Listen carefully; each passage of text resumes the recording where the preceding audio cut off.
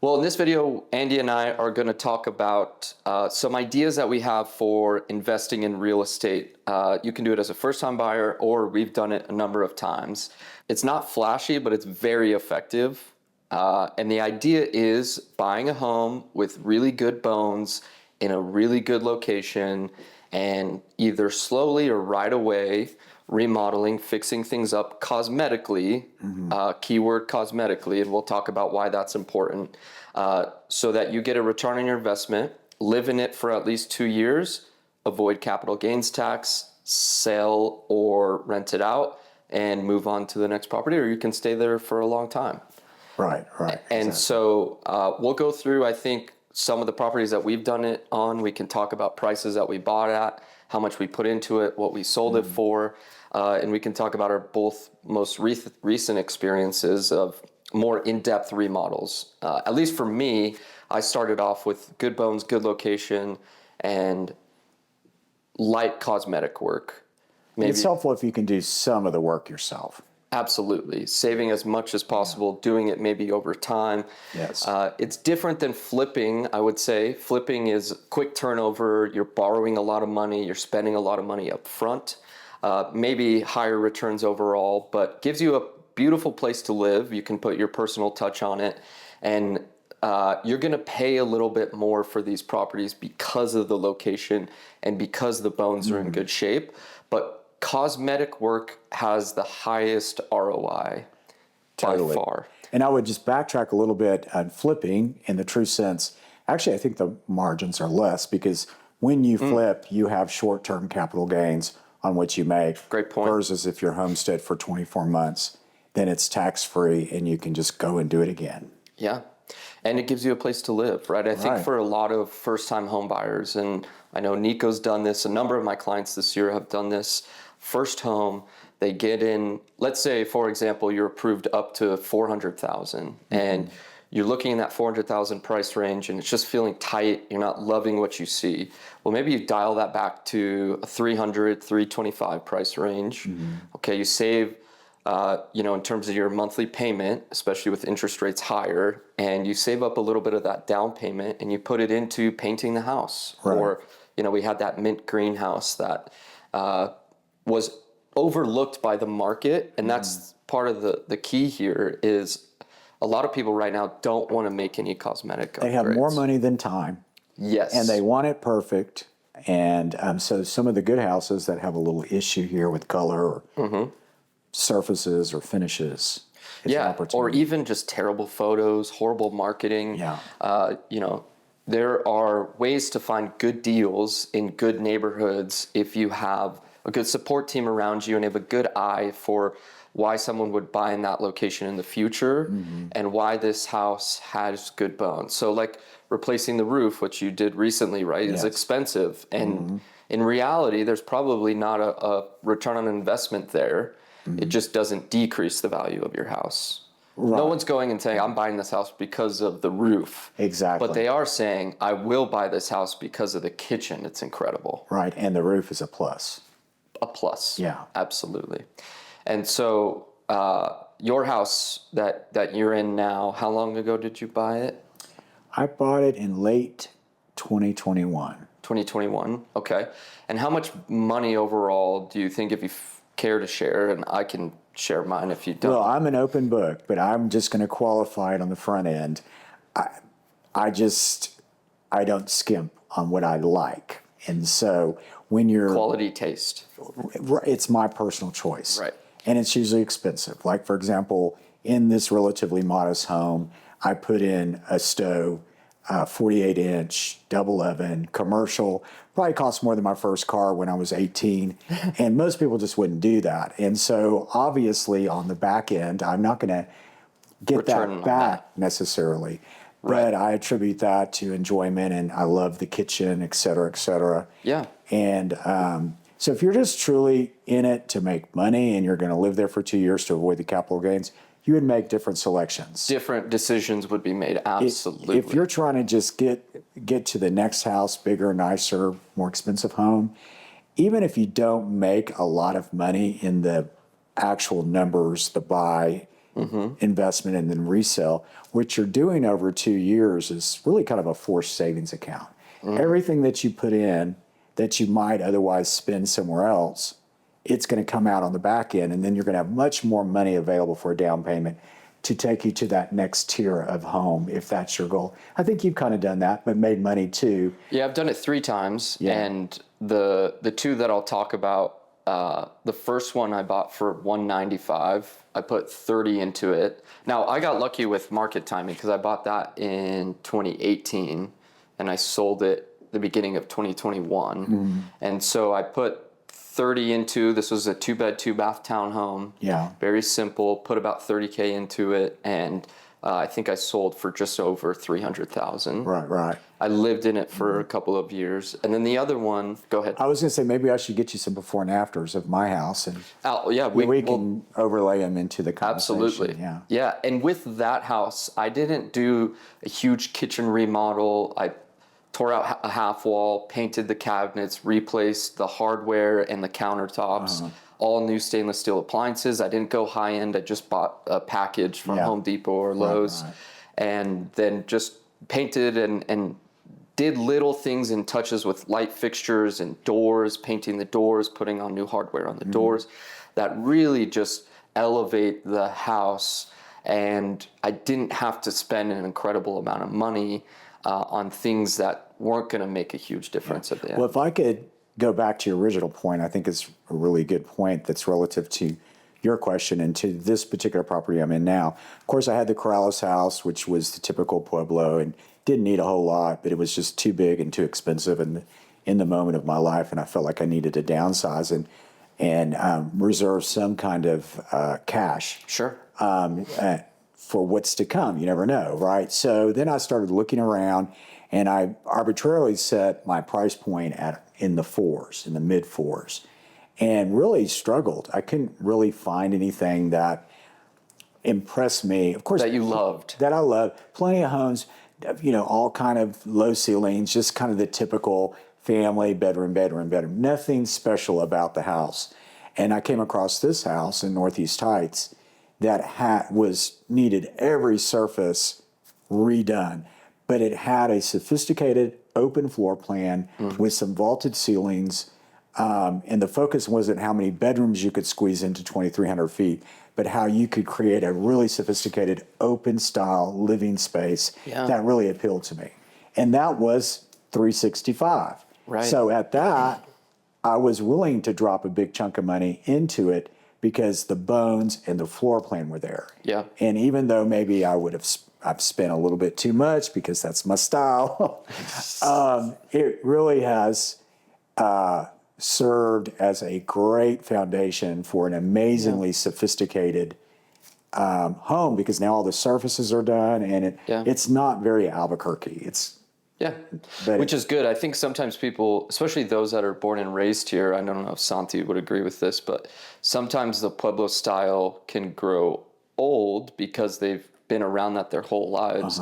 And this other style that I would consider yours is maybe a ranch, modern, you've got kind of a transitional design going on. That is so refreshing to us, right? And one thing that you just touched on was the beams and the vaulted ceilings in your living space.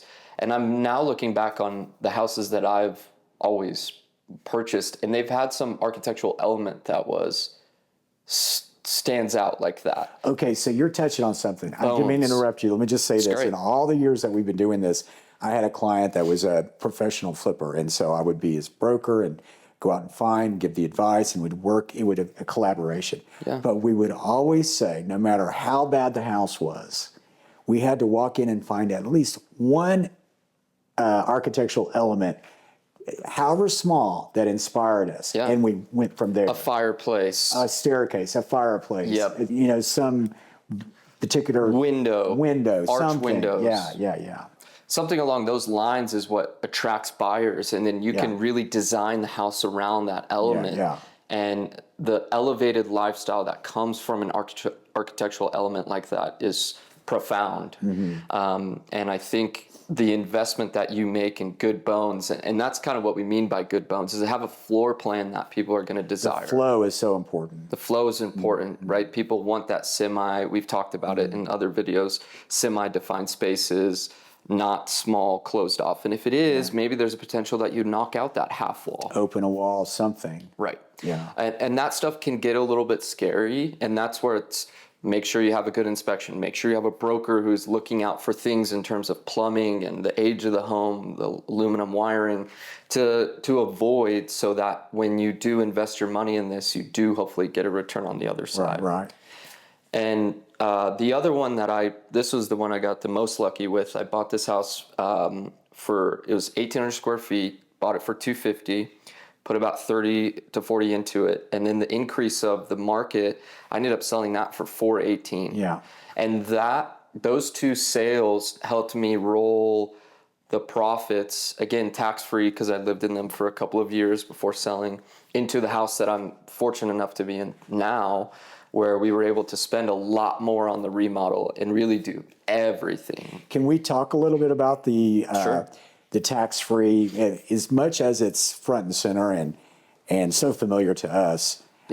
People don't quite understand it fully. And I think if you can backtrack and explain what it used to be versus what it is now. Back in the day, before most of the 20, 30-something folks were out buying houses, back in your parents' day, when they bought a house and lived in it for most of their life, but if they lived there 10, 15, 20 years and they decided to sell it, the rule was they had to take the money from the gain from the house, and they had to roll it into another purchase equal or larger in value, or they'd have to pay tax on it. And they could continue to do that. There was no time limit. It's almost like a 1031. Kind of. And there wasn't a time limit, but it always had to be rolled into the next one. Now, if they lived there for 30, 40 years, like a lot of older folks did, and then they sold their house and they moved to a retirement community or whatever, then they took their one-time exemption and paid no taxes, right? So some years back, I don't know, around 2000, I can't remember, in order to stimulate the market, they changed that tax code and said, folks, all you have to do is live there for 24 months. From the moment you move in to the moment you move out. And if you're a married couple, you get an exemption of $500,000 of capital gain, not of the sale of the house, but actual gain, profit, which is really hard to do, right? That's really hard to do. If you're pulling that off, that's fantastic. And there was a moment when people were kind of doing that, but now the market's gone so far up, it's kind of hard to kind of capture those gains because we're plateaued on values. However, if you're a single person, then it's $250. Super easy, super clean. In fact, they don't even report it to the IRS once you close at a title company, as long as it's your homestead. If it's an investment property, does not apply. Now, one exception to that rule is it's the previous 2 out of 5 years. So what you could do is you could rent out the property for 2 years, move in for 2 years, exactly, and still convert it to your homestead. Or the opposite, you could live in it for 2 years. Maybe you get job transfer to another city and you're like, well, I'd like to try to do a rental. I got a good interest rate or something along those lines. Maybe you rent it out for a couple of years and then you say, well, I'm getting close to that 5 year. The appreciation and value has been enough. I want to go buy my dream home in my new city, or whatever the case may be. You still get that exemption even if you've rented it for 2 years. Right. And it gets a little complicated if you're running on the front end and then moving into it. Did you depreciate it during that period? It does hire a CPA. They're worth their a good CPA is worth every penny that you pay them. Yeah, I'm probably sitting here because of the creativity of my CPA. Shout out to Martha. Martha. Not Marsha? No. I got it right this time. Martha. But yeah, those are the things. And then also, if you're someone that's handy yourself, like Andy is, you can maybe do some of the work yourself, paint. And I had this 20-year-old, the average first-time home buyer last year was, I think, 37, 38 years old. Right. This is all new stuff to them. And I had this 20-year-old awesome kid, works at Los Alamos Labs, and he did most of the fixing with himself and with his uncle or father-in-law, and he's just the value of his home went from 250 to almost 325 in a matter of 3 to 6 months while he's trying to live in it. And so when you're young and you have that time, it makes sense. And of course, as you get older, you also can figure out ways to, maybe you lease a place for a few months while you fix it up, or just do project and project. I see all the time and we have some friends in Denver who are just doing like DIY projects on the weekends, and they've created a TikTok account, and people are so interested in watching that the TikTok account has become so popular. And it's not like they're doing anything crazy. They're just showing how much they bought stuff for, the work that they did, the process, blah, blah, blah. People are so fascinated by that. And the TikTok is now paying for their upgrades to their house. Isn't that amazing? Everything you can possibly think in terms of a trade or a skill. Of course, it might be some trial and error. You can do yourself. And it's, in this day and age, you just go into YouTube and they show you how. And I would say the biggest mistake that people make if they want to take on a project is they don't invest in the tools. Even if you're going to use it once, it's get the right tool, because the right tool will help you in the success of the project. And of course, there are many tools you can just rent for a day or 6 hours or whatever. But even if you have to buy the tool and think, I'm never going to use it again, buy that tool and apply it to the project. It'll make life so much easier. Yeah. And with all of this, I think I can't emphasize enough patience and delayed gratification. So much of life nowadays is scrolling and hit those dopamine hits and blah, blah, blah. And we're missing the big picture here. And that's having a space that you love to live in. And when you're going out and searching for a home, it's hard to find that right now. It's hard to find the finishes that you want or the floor plan that you really desire. So if you're having that hard time, look for something that has horrible marketing or is needing cosmetic upgrades, and you take that on, because the return on your investment is going to be so much higher than if you pay top of the market. Now, there's something to be said for paying top of the market if you're busy and time is valuable and someone has done a great job. It's the floor plan and it's school district and all of that. But if you could just focus on where you'll be in 2 to 5, 10 years instead of what's going to happen next week, and don't be lazy, I'm being a little harsh here, but I just find it fascinating that people don't see the value in doing that. They also think, if I'm going to invest, I want to buy something for $80,000 and I want to put $15,000 into it and I want to sell it for $350. And that's just not realistic. Or they want to invest and then they have a problem with the color of the paint or the wallpaper, which, that's not, that doesn't align with an investment. Right. An investment, especially paint, like my first house, I changed the front door and the garage door. Those have such high return on investments. Yeah, people used to laugh at me in my house today. Well, not laugh at me. First they say, oh, wow, I love that garage door. Of course, my ranch-style house, that is such a prominent feature of the garage door. Absolutely. So I invested a lot of money in that because it's the first thing people see. That's that first impression. And I said, oh, thank you. And then how much did you pay? And I tell them and their eyes bug out. I'm like, well, look at the door. You just complimented on it. Yeah, it's fantastic. But if I could point one thing out, and I think you would support this, is when you're looking either for something you want to live in or it's a temporary thing that you're going to increase your margins by living in it for 2 years and then flip it. It's not your forever home. You got to have a good broker, because there are a lot of brokers out there, listing agents, that may be showing you the house or whomever, and they'll very quickly say, oh, that just costs $10,000, or that's just $5,000, or whatever. They'll throw out a number that's completely inaccurate. Yeah. And we're not out there to try to poo-poo any deals, but when you hire a professional contractor, if that's the way you need to go, you'll be pretty shocked by how much it costs to do things if you don't want to pick up any tools yourself.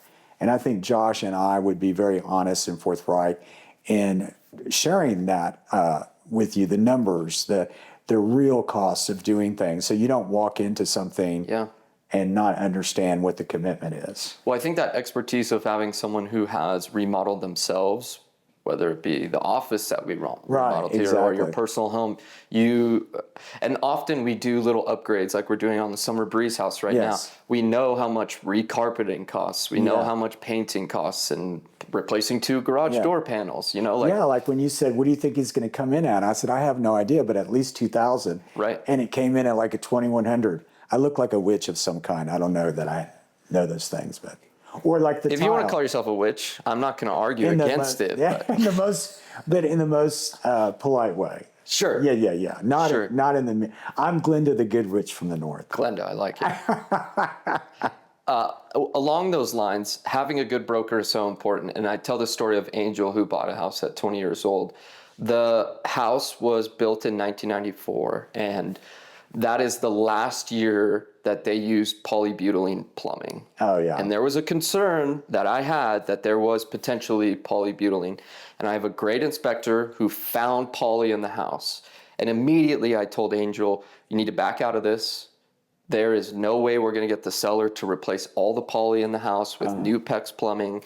And you're going to be investing in a house that is not going to be worth a lot in the future because every buyer is going to be scared of that type of plumbing material. Yeah. And we were able to negotiate, and the seller paid, I think it was $14,000 for all of the poly to be replaced, the drywall to be covered up and matched, and it all went away. So he has a house built in 1994 that had problematic plumbing, now brand new, beautiful plumbing. Yeah. And there's insurance issues with poly. So when I talk about how important it is to have that broker alongside, wherever city, whatever you're looking at, you need to have someone that's on your team that has that expertise and the ability to guide you and avoid those potholes. Because even in the deals that I've done myself, when I was first starting in real estate, there are things that I wish I knew or were able to avoid. It's astonishing to me, and I know that some people don't always have the skills or the knowledge or the experience in terms of the real estate professionals.